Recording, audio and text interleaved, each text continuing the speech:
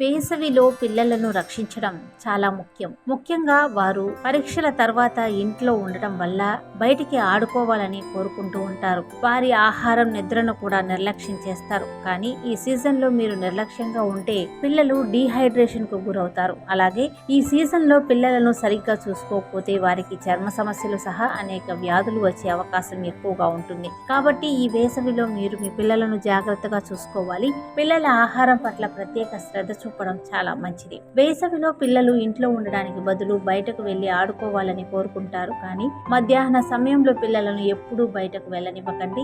ఎందుకంటే ఆ సమయంలో ఎండ తీవ్రత ఎక్కువగా ఉంటుంది. కాబట్టి బదులుగా వారిని ఉదయం లేదా సాయంత్రం పూట బయటకు పంపవచ్చు. ఎందుకంటే ఈ సమయంలో ఎండ తీవ్రత తక్కువగా ఉంటుంది.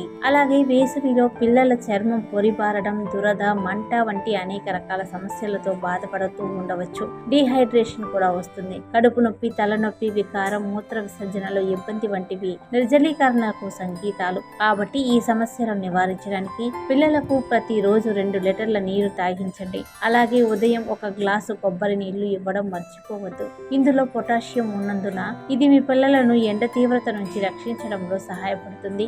అలాగే మట్టి కుండలో నీరు, సబ్జా నీరు పిల్లలకు ఇవ్వడం మంచిది. అదేవిధంగా పుచ్చకాయ, దోసకాయ, ద్రాక్ష వంటివి ఇవ్వవచ్చు.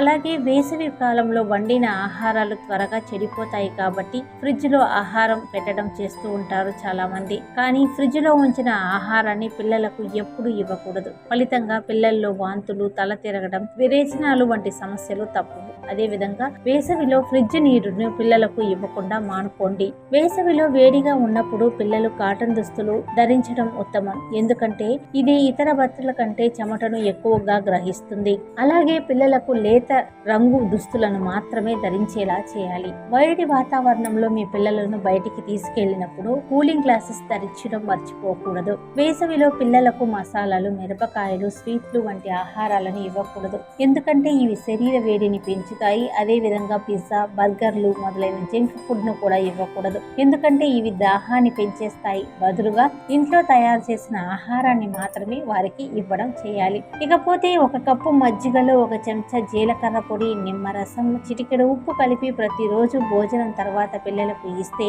వారు హైడ్రేట్ గా ఉంటారు. జీర్ణక్రియ వేగంగా జరుగుతుంది. ఇందులోని కాల్షియం, పొటాషియం, విటమిన్ B12 ఉంటాయి. కాబట్టి వికారం, తలనొప్పి వంటి సమస్యల నుంచి ఉపశమనం కలిగిస్తాయని ఆరోగ్య నిపుణులు అంటున్నారు.